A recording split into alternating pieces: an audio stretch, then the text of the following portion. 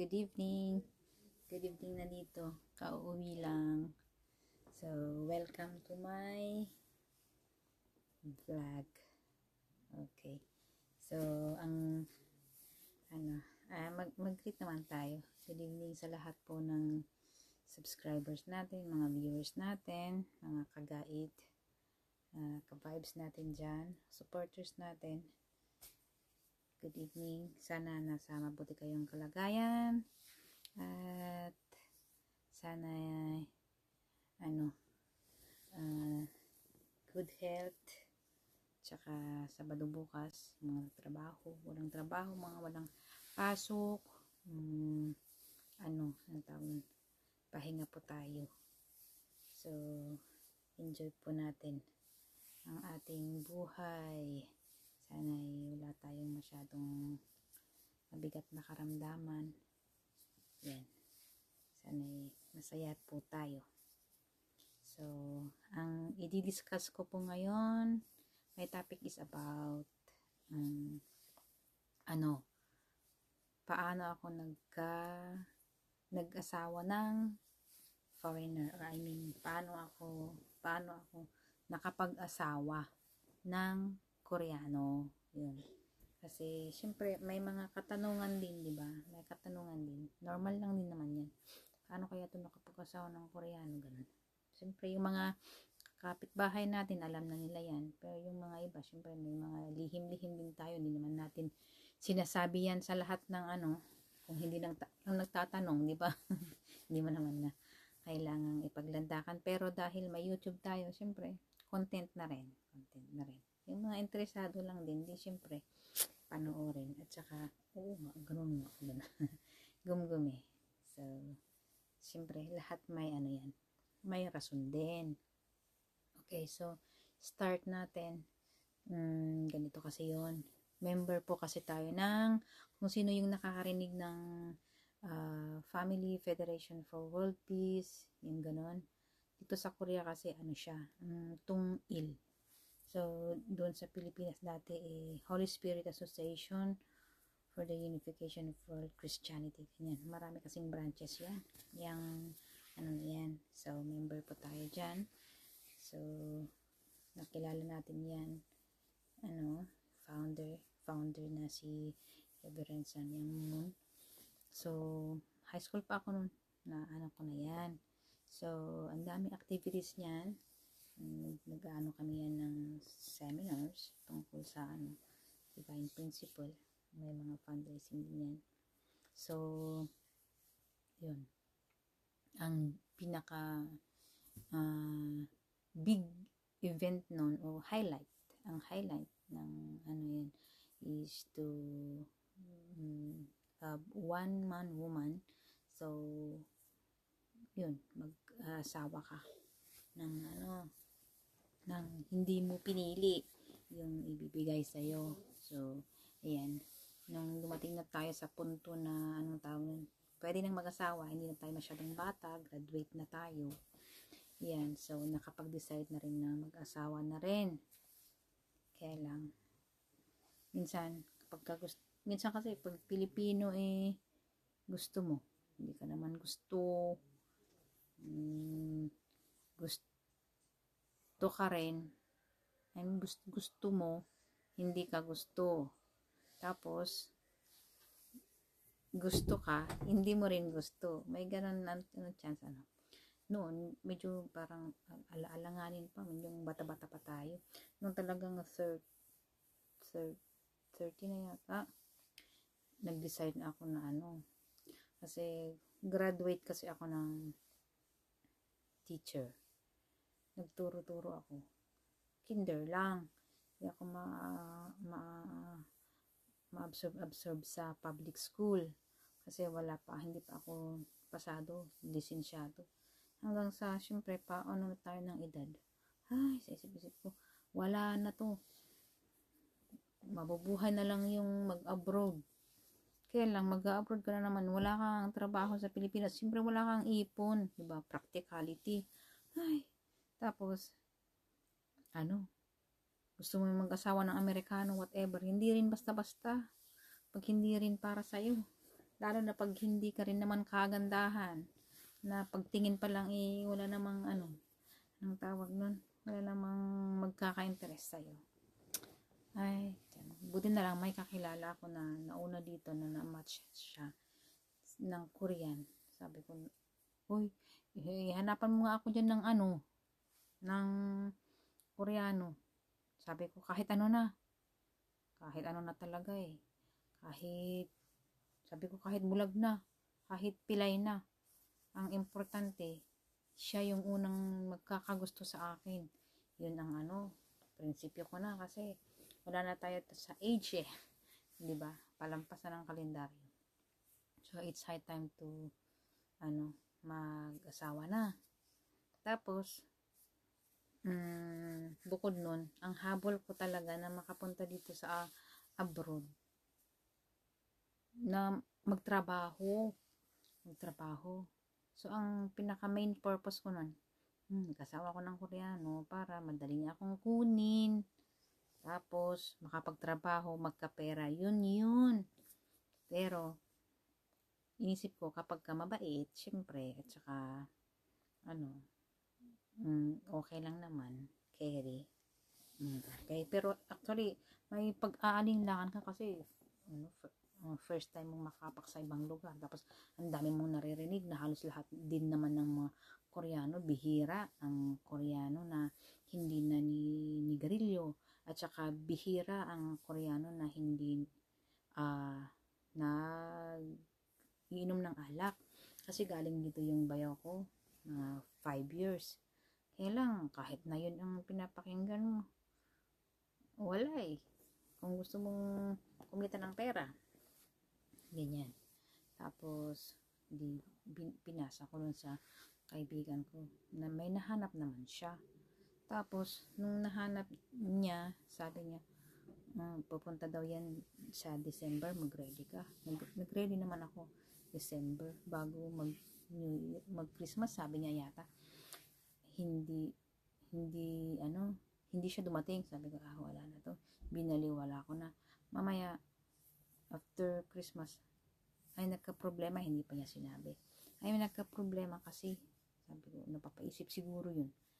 Tapos sa daw, sa February 2 yata yun, o whatever, darating.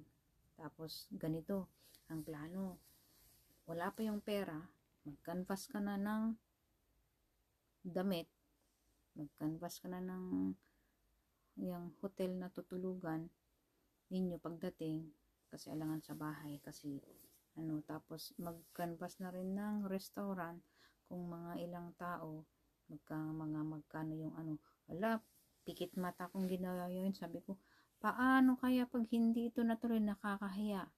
So nag-canvas naman ako sa kung magkano ang gagastusin, ganyan. Tapos sabi ko naman dun sa sa Mandarin restaurant, mga 50 lang na tao, tapos mga magkano ang isang plato, tapos i-convert na ganyan. Tapos sabi ko, yung araw na yun, wala pa akong ida-down yata, pero nakipag-usap na ako. Kapag hindi tuloy, pupunta ako pinayagan ako, sabi yata, na kapag hindi tuloy, punta ako ng 5 or yung 6 mismo ng umaga, para hindi nila lutuin, kasi lunch yun lunch. Buti na lang, kasi syempre pag hindi sila natuloy, o di kaya tawag ahead, kasi hindi sure, kasi ang usapan uuwi siya ng mga February 2, ganyan. Pag hindi natuloy, tatawag na agad para cancel, hindi sila bibili, diba? Buti na lang may pumayag. Kaya lang yung sa yung sa token, sa singsing, dala naman na niya. Kaya lang yung token, tapos damit, wala rin yata akong kasi wala nga akong pera, nakiusap lang ako. Tapos rush na lang yung token, syempre mga ilang peraso lang yun, kasi 50-50 yun kung pupunta o hindi. First time naming mag-meet, pinadala lang ng kaibigan ko yung picture, pinasa. Hindi rin kami nag-uusap kasi hindi rin siya marunong mag-English. First time nang maming mag-meet, i-meet namin sa airport. Tapos, diretso kami sa Korean Embassy, mag-apply doon. So, nung na-meet namin, na-meet, sabi nung nagreto sa akin, daw, matutuloy daw. Yan. Tapos, nung mag-meet kami, sabi niya, daw ang damit mo? Pink na t-shirt. Tapos, syempre sa kanya, gray yata na, gray na tuxedo set. Tapos, sige. Kasi hindi ko masyadong maano yung mukha niya kasi side view. Sabi ko, ba't kaya side view ito? Siguro, sira yung mata niya, isang mata niya, Sabi ko, bahala na. Basta kung pakasalan niya ako at dalhin niya ako doon sa Korea para at least makapagtrabaho. Wala kasing pag-asang makapagtrabaho sa Pinas kung hindi ka lisensyado. Kahit graduate ka pa ng college. Ngayon, siyempre hindi tayo makakapaghanap ng pera niyan. Di dumating siya. Pumunta kami. Sinundo namin. Siyempre malayo pa lang nakita na niya yung damit ko kasi pinicturean ko. Tapos dumating siya. Hi, hello, how are you? Sabi niya, nasiyan ako. Sabi ko, marunong mag-English. Diba? So, after that, sabi nung, buksanin yung priest sa, dito sa Korea.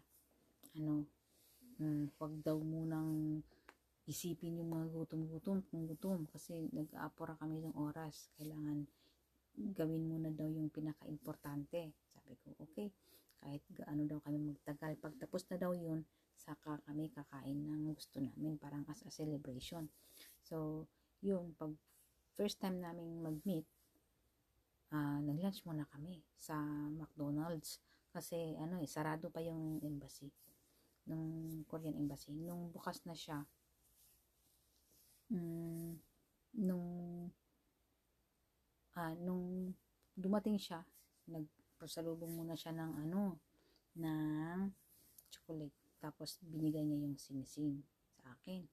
Tapos pumunta na kami sa Korean Embassy. Sa Korean Embassy naman, marami kami. Inalam yung mga pangalan namin, kung paano kami nakakilala, kasi hindi kami bibigyan ng parang papili sa kanila na pwede kaming maging husband and wife.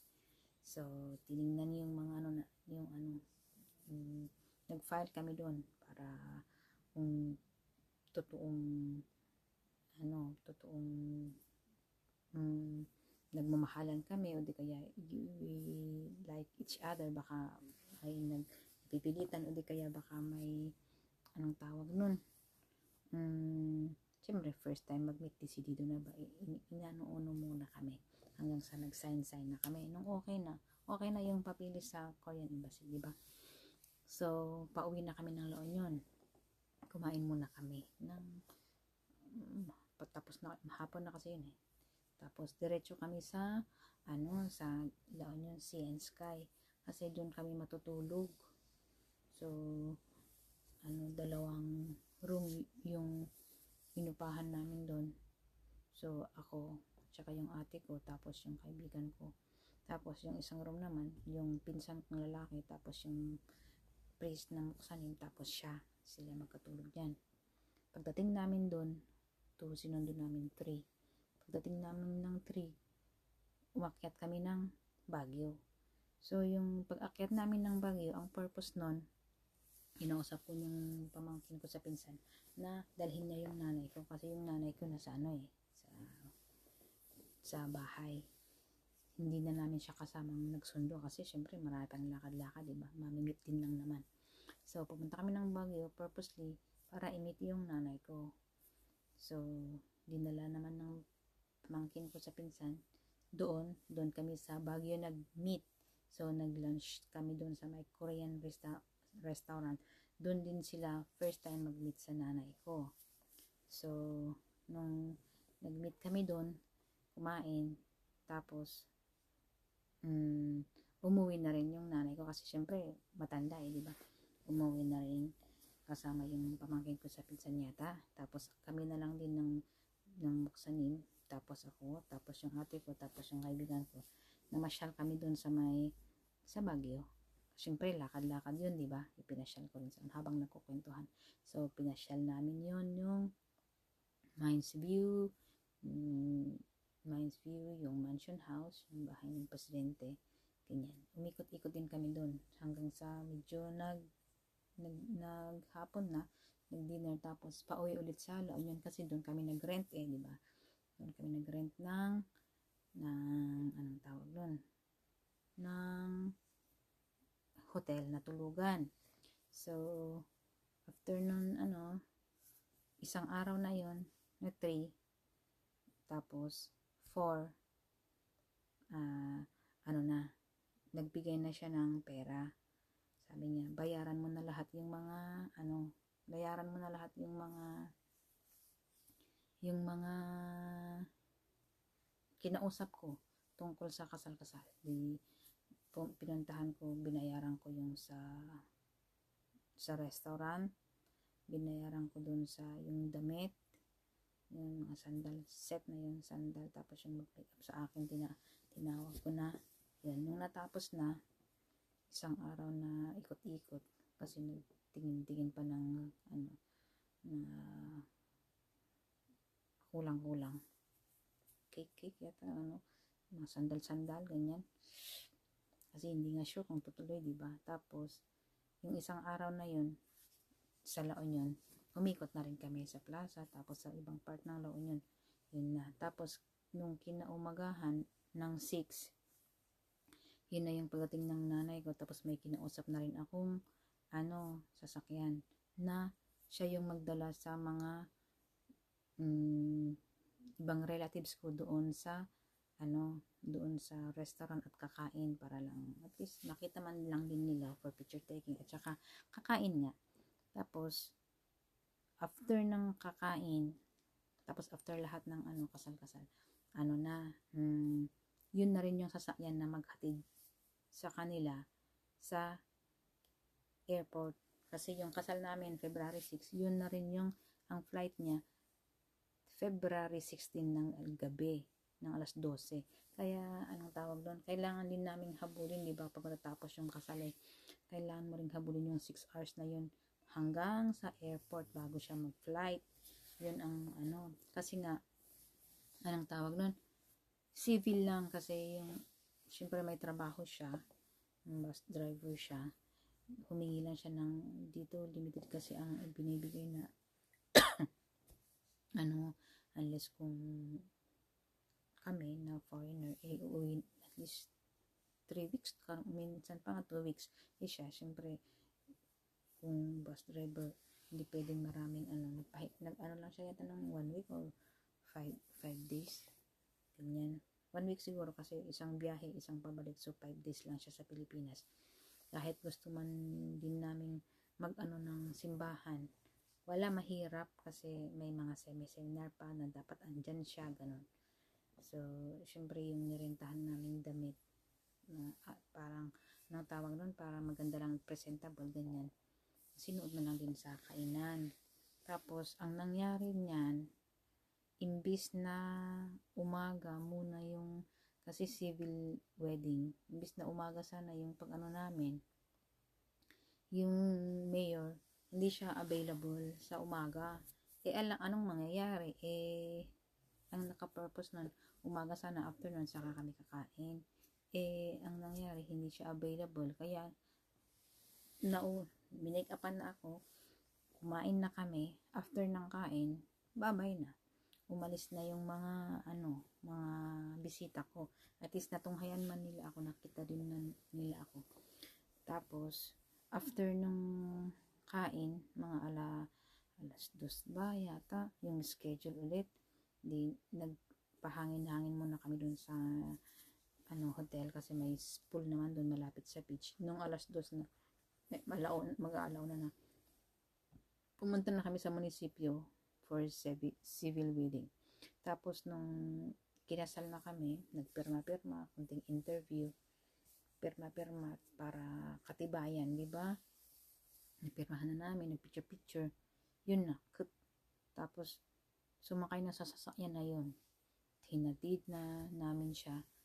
Tapos tingin kami ng tingin na kasi mga alas 6 yata natapos, kasi syempre yung seremonya kailangan din may process din, hindi rin pwedeng mag-jump into conclusion yung mayor, di ba? May katanong-tanungan din.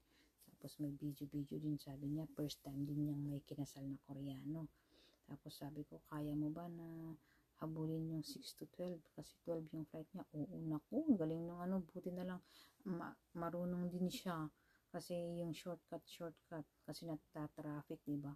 Eh syempre dapat mas maaga pa ang pasok dun sa loob kahit na alas 12 yung flight. Sakto talaga. 11:30 yata o ano, imbis na 1 hour before pasok ka na, wala, 30 minutes na lang bago mag 12.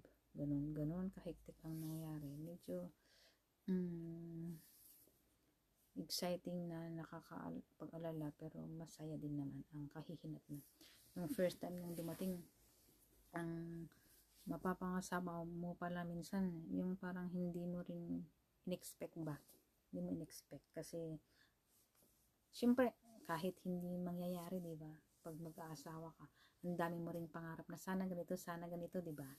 Yun. So kahit hindi tayo maganda, gusto ko rin noon, sabi ko. Kasi nakapag-asawa yung ate ko ng foreigner. Kasi may penpal din naman ako nun. Tapos parang sabi ko, parang gusto ko rin ng Amerikano kasi nga kasi parang mas madaling makipag-usap pag English lang. Siyempre pag Korean parang minsan wala sa isip mo kasi ang hirap, aral-aral ka pa ng salita nila, hindi mo maintindihan, parang ganun, di ba? Parang wala sa first na vocabulary mo ang ganitong lahi. Tapos dito ka pala mapunta, ganun, parang hindi mo rin. Tapos ang expectation ko rin, bahala na nga kung kung naninigarilyo, nag-iinom, basta makaapak ako ng Korea, yun lang ang yun lang. Buti na lang sa awa ng Diyos, nabigyan naman ako ng hindi nagiinom at saka naninigarilyo. Yun talaga ang pinaka best na regalo at saka pinaka masayang wala na sa mukha. Ito na. Pero kahit pa paano, hindi rin siya pangit, hindi rin naman siya kagapuhan. Ganun. At least normal na lang din. Hindi naman siya kalait-lait. Okay. Ayun. Tapos opposite kami. Matangkad siya, tsaka ako maliit. Ayun. Mabait naman. Kahit pa paano. Hindi ko naman pinagsisihan yung decision ko na to. Tsaka thankful talaga ako kay God at ganun ang naibigay sa akin. Kasi yung iba lumalayas kasi hindi sila hindi sila swak sa binan kasi mga binan pakialamera, hindi kaya yung asawa nila kahit na okay yung binan, minsan hindi sila nakakatiis sa asawa nila, gayong pag nagiinom, pag naramihan nagiinom, pag nalasing, doon sila medyo hindi magkaintindihan. Nagtitiis muna yung mga ibang Pilipina pag wala pang alam, pero pag may alam na nakakapagtrabaho na citizen na, nakakapagsalita na, lumalayas na yan kasi hindi nga sila makapagtiis ng ganyan. Pero may mga iba rin dito na nakapag-asawa ng kahit ilang taon din ang agwat, okay naman kasi nga okay nga yung nilang mag-asawa, diba? Ganun. Kaya hindi rin age ang tawag nun, rason minsan ng hiwalayan o whatever. Basta okay yung ng mag-asawa, okay naman kahit na pangalawa ka pa, whatever. Kasi ewan ko, yung iba hindi makatiis yung mga mukhang pera siguro, ganyan, kasi ibang lahi. Kasi yung mga ibang Koreans kapag nag-asawa sila, iniiwan sila, hindi ko alam pag hindi naman nananampal kasi bawal naman nananampal dito, kaya lang may mga madamot ganyan. Pero kung madamot pero at least naman sa pera, hindi naman mawaldas, okay lang din yan kasi at least may lalaanan din naman, di ba? Basta hindi kasi nasampal, basta pinapakain ka ng 3 beses isang araw, okay na yun. Pero yung mga iba siguro luxurious na tao, gusto rin siguro ng maraming ganyan, bil mo ko yan. May mga ganun din na case ng mga babae minsan, kapag hindi maibigay ang luho, di sila mapakali, ganyan, lumalayas. Hindi kaya pag may jowa sila na yun ang ikinasaya, Yun ang ano. Pero so far, ang pag-asawa ng Korean, okay naman. Okay naman sa okay. Okay naman sa, ang tawag ka. So, palagay ko okay sa karamihan. Kasi, medyo peaceful naman ang, ano na to, ang country na to. Tapos, anong tawag doon? Ang dami ring benefits ng mga foreigner. Hindi ko ginsabi nila pag foreigner. Kapag kami, ang daming libre-libre. Tapos, minsan nga, hindi rin lang din sa amin.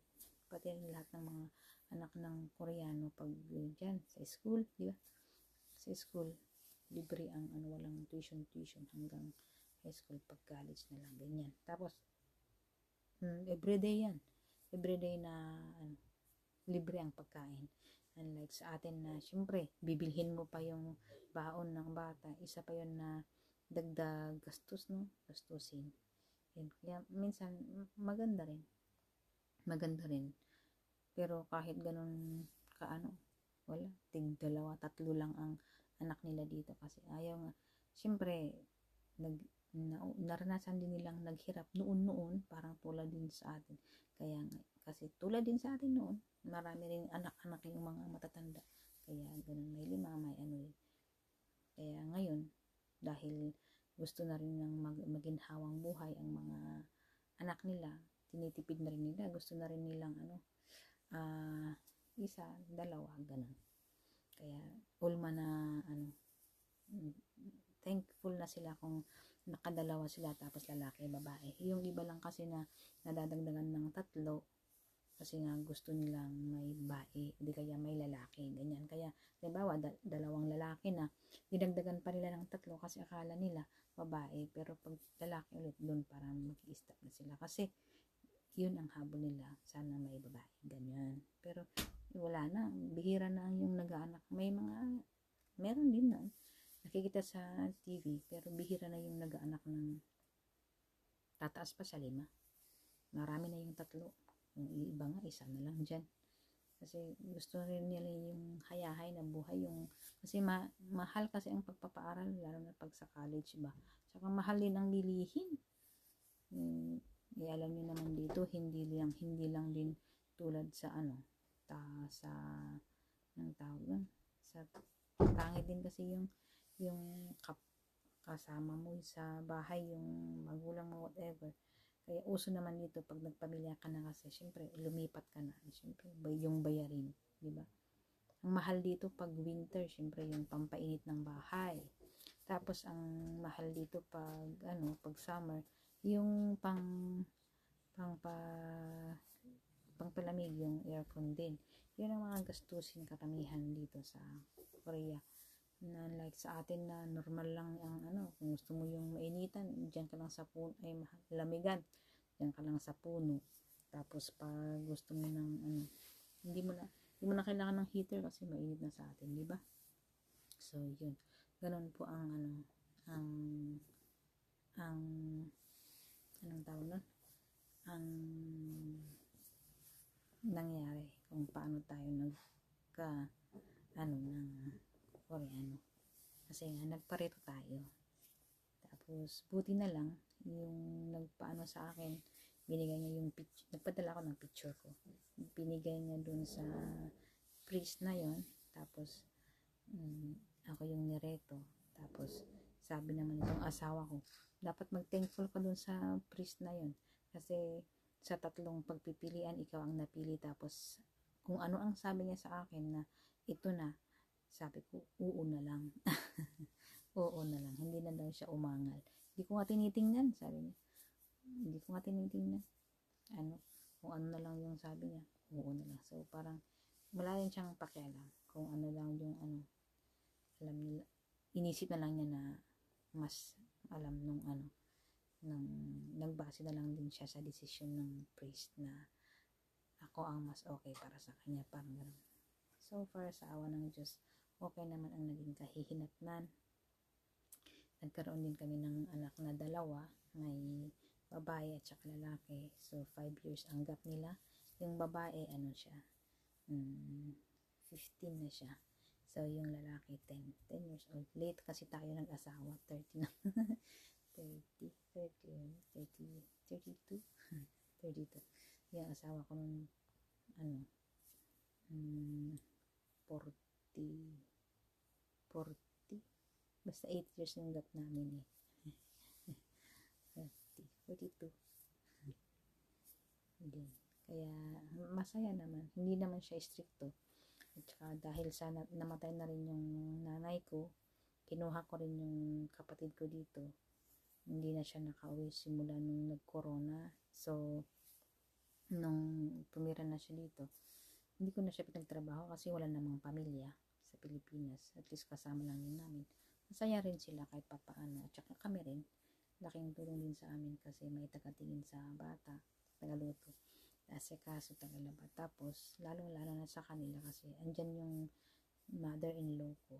Yung ate ko ang nag-aalaga. Siyempre, pinapaliguan niya. Ganun. Tapos, siyempre, yung nag-ano siya serve siya ng pagkain niya every meal habang wala ako. Malaking tulong talaga. Kaya, hindi na namin pinauwi. Tsaka kung uuwi siya, mag-isa lang din naman siya. Wala namang kasama. Ganyan. Kaya, masaya din.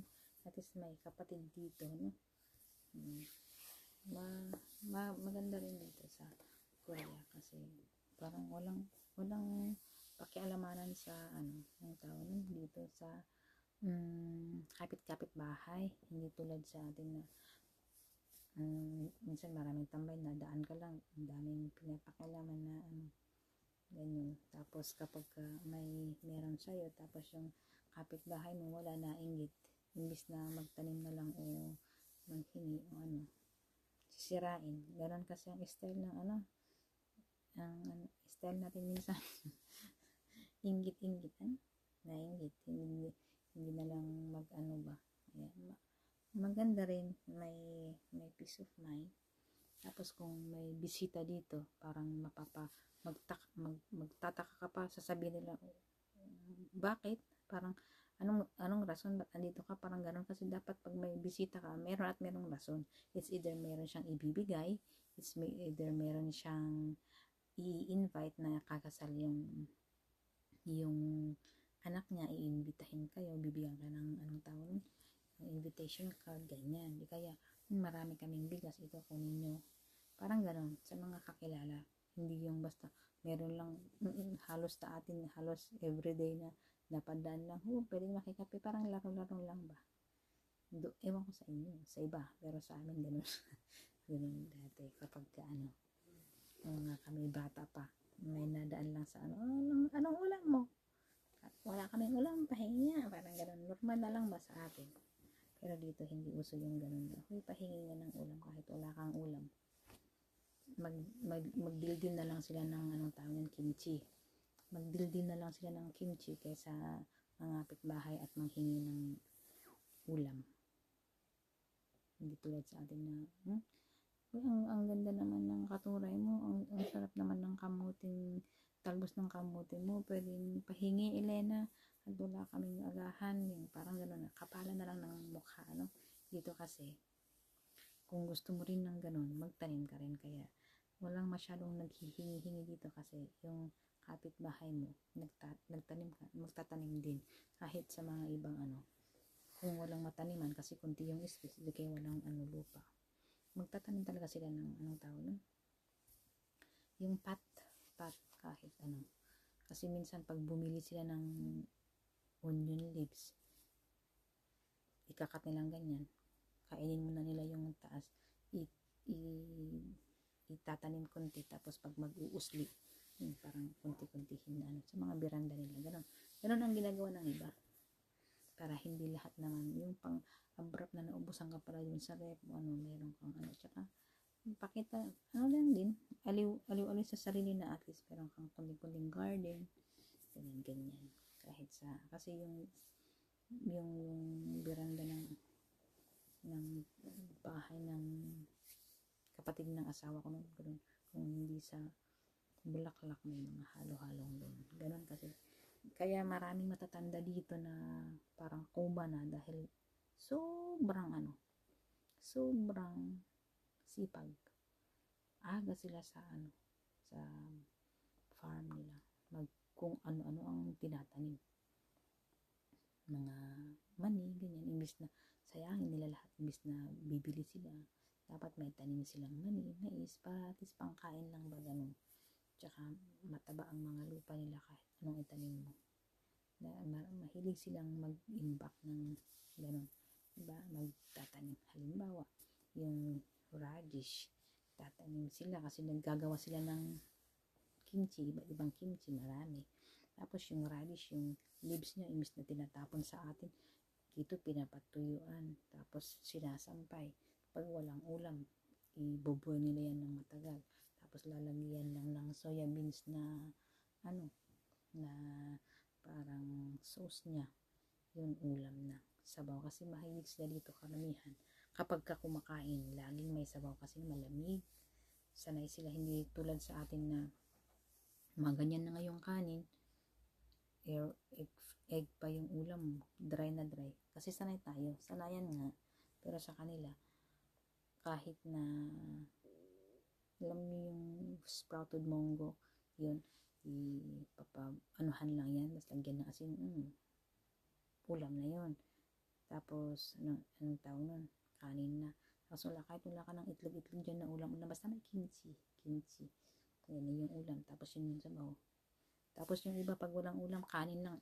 Lagyan na ng tubig. Sa atin kasi kanin at saka kape, di ba? Minsan. Pero ako hindi ko ginagawa. Kami pag wala kaming ulam nun, at least asin at saka mantika. O di kaya, mantika at saka bagoong. O di kaya, bagoong lang. Ganun. Depende sa kasanayan ng ganun kami nasanay.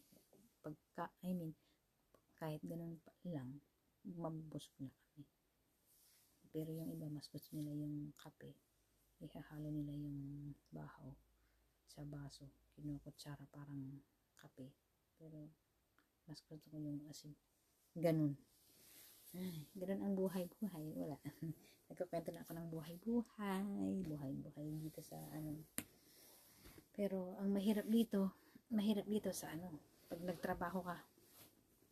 Kasi, kunwari, malaki din naman ang sahod.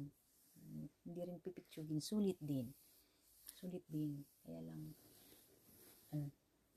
kailangan mabilis ang galawan. Tapos, hindi masyadong mareklamo. Kung ano yung sabi sa'yo, oo lang. Kahit hindi mo pa na-try, kahit hindi sure mo na hindi mo alam, i-try mo. At titingnan ka muna nila kung kaya mo. Pag hindi, sa kanila malalaman na at least trinay niya, hindi niya kaya. Dali silang ma-disappoint pag katamad-tamad ba. Kasi sanay sila sa galawang mabilis. Kaya nasanay sila, kaya yung word sa kanila na pali. Ganun, yun, parang normal na yun na kapag may katabi bilisan mo. Yan, darasong, ganun, mabilis dapat. Kaya napapaano na rin kami yung galawang mabilis. Pero pagkatapos na rin ng oras, uwian. Okay na rin. At saka pag sahuran, at least masasabi mo na sulit din. Kaya doon din sa amin pag mabagal at hindi na busy, tatanggal sila ng mga makunat. Kasi syempre naman, yung iba, todo obra trabaho, tapos ikaw petics lang. Unfair, di ba? Kasi same lang yung sahod nyo eh. Kaya nga sabi nila, kapag ka nag-apply ka ng trabaho, tapos nahihirapan ka, hindi para sa'yo to. Kasi nga, kung para sa'yo yan, at saka nakakapagtiis ka, yung iba nakakapagtiis, kung kaya mo rin magtiis, it means, tatagal ka. Pero kung dami mong reklamo, kasi lahat naman pagod, kaya lang yung iba hindi nagre-reklamo, kasi nga, gusto nila pera. Kasi kahit saan ka naman punta, mahirap. Ngayon, kung mareklamo ka sa kumpanya na to, for sure, pagpunta mo sa ganun din, hindi ka makapagtiis. Totoo nga naman. Kaya, yung mga ibang napapagod at saka naiinis na parinig nila, sabi nila, kung masakit mga katawan nyo, ba't nandito pa kayo? sana isipin nyo na kaya kayo hinire kasi kailangan kayo. Ngayon, kung magtrabaho kayo, dapat isipin nyo na kailangan ako ng kumpanyang ito. Ngayon, kung nandito lang kayo na lalaro-laro, ginagawa nyo lang yung gusto nyo, hindi pwede. Tama nga naman. Tsaka binabayaran naman kayo ng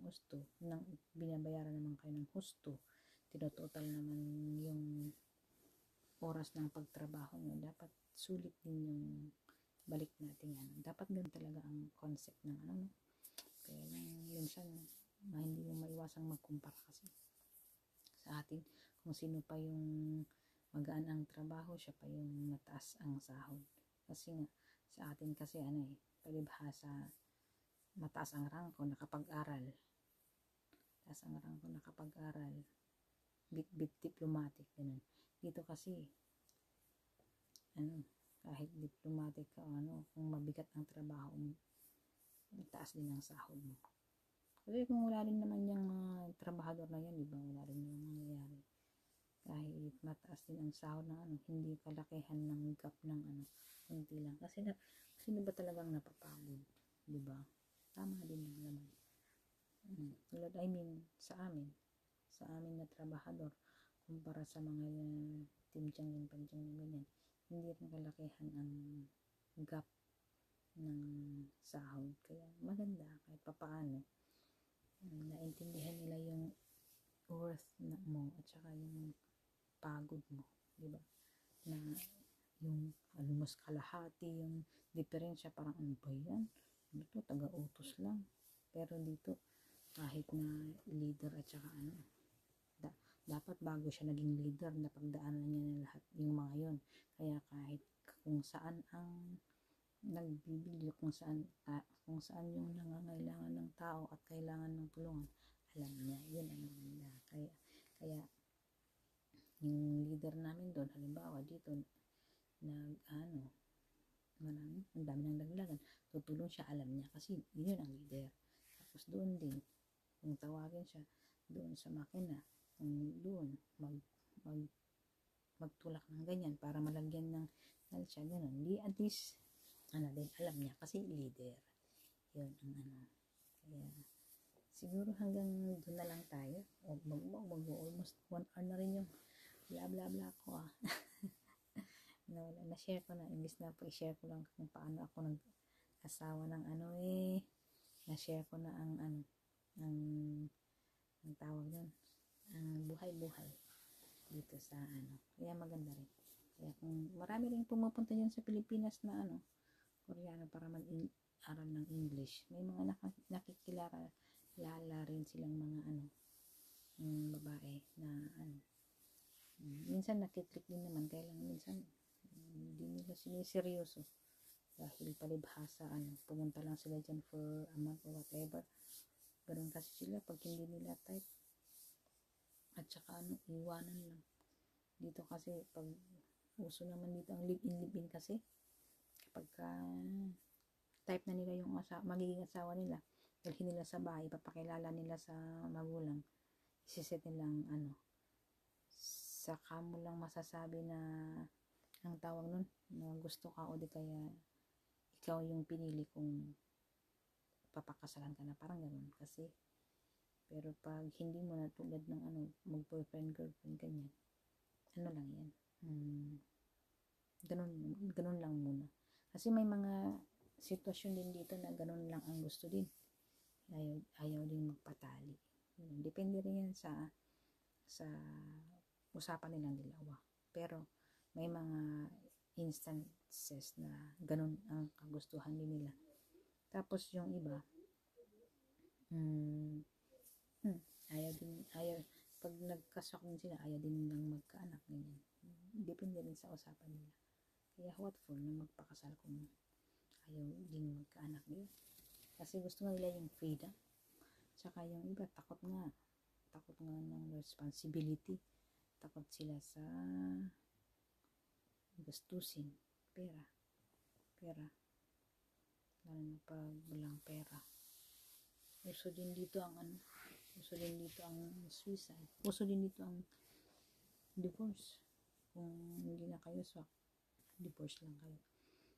Dito rin uso rin ang suicide kung may problema sila. Suicide na sila. Pero hindi naman masyado sa dito sa lugar na pero pag nalalaman mo din sa TV, tsaka ganyan. Maganda talaga pag may problema sinasabi pero pag tahimik lang, kala mo okay lang, yung pala may dinidibdib, may iniisip na Ayan. Ewan ko yung iba na nakapag-asawa ng Koreano dito kung hindi reto ba. Bihira naman kasi ang Koreano na pumupunta sa Pilipinas tapos mag-stay lang dyan sa beaches at saka unlike sa mga Americans na mag-holiday tapos kahit sino kasi pwede nilang makausap kasi nga sa English. Pero pag Koreans kasi syempre pag hindi kayo marunong mag-English, unless sa mga maraming estudyante at marunong na rin mag-English dyan, kakaroon sila ng jowa din yan sa Pilipinas. Pero pag sa pag-aasawa, bihira kasi ang nag-aasawa dito ng 30 hindi pa sila ready mag-family. Kaya jowa lang. Pag 40 yun ang time na parang decidido na silang mag-asawa kasi nag-aasawa sila dito, dapat nagpa-prepare mo na sila ng mga ganito, dapat may bahay na sila, may kunting ipon. Kaya yung iba na wala, ginagastisan niya ng mga magulang. Kaya pag hindi type ng magulang yung manugang, ayan, dami niyang tutut kasi parang feeling nila binili ka. Tapos siya yung nambili kasi walang pera yung asawa. Parang ganun minsan. Kaya yung mga ibang magulang pakialamera na hindi rin naman alam ng manugang nung umpisa pa lang. Saka malalaman mo yun pag pakakasalan ka, kasi pag pakakasalan ka tapos gastos na naman nila, kukunin nila lahat yung regalo kasi may nangyari dyan na ganyan. Kasamahan ko, hindi ako binigyan ng sabi niya. Kaya sabi ko, kasi nga gastos nila, yung kasal yung gastos nila. Kaya kung ano yung naibalik, kunin nila. Kasi hindi pera ng asawa mo Pero sa amin noon, siyempre, nag-ipon yung asawa ko, pera niya. Tapos nung yung nakuha na niya, ganyan naman, binigyan niya yung nanay niya, tatay. Binigyan din ako. Hindi ko pa alam noon gastusin, kaya pinadala ko sa Pinas. Ganun mga ignorante pa ngayon lang sana bilis ko. Ganun. Pero hindi naman madamot yung asawa ko sa akin. Kahit alam niya nagtrabaho ako pag nahingi ako, tsaka kusa rin siya nagbibigay. Mas maganda na yun. Pero hanggang ngayon, kahit na 15 years na rin kami, wala akong pakialam. Hindi ko tinitingnan ang savings niya, hindi ko tinitingnan ang wala akong pakialam kasi useless. Kahit makita sa akin, kahit makita ko pa na million o whatever, it doesn't matter sa akin kasi hindi rin yan mahahawakan. Kung binigyan ka, thank you. Kung manghingi ka, binigyan ka, thank you. Ganun. Kaysa yung patingin-tingin ka pa, kahit pa nga tingnan mo kung itong bahay na to para sa test, hindi mo ako ganun kagarapan na tulad ng na kailangan ganito, hati-hati. Testo, huwag mo nang isiksik sarili mo kasi hindi mo naman yan pinagpaguran. Huwag ganun. Yung iba kasi sobrang karunungan palibhasa mag-asawa. Gusto ko hati-hati o di kaya dapat may karapatan. Test. Pag ako test ako ng test, hindi pala naintindihan na iba. Ang test, hayaan mo na. Wala lang yan sa akin. mahirap yung masyadong garapan na tao. Kasi kusa naman yan na lalapit at saka bibigay sa'yo kung para sa'yo. Diba? Basta masaya kayo mag-asawa. Yun lang. Masaya na dun. Hindi masyadong nagkaka-problema. So, dito na guys. Dito ko na i-end up kasi mag 1 hour na rin to. Tapos Patulugin ko na anak ko. Mag-11 na sa amin. Yes, yan sa inyo. Naisipan kong mag-ano kasi medyo quiet ngayon. Baka bukas late akong magising. Kaya, inano ko na lang. Naisipan ko ba i-share? So, ganun po. Yun. Okay. So, hanggang dito na lang guys. Thank you for watching. Tapos, God bless you all. Bye!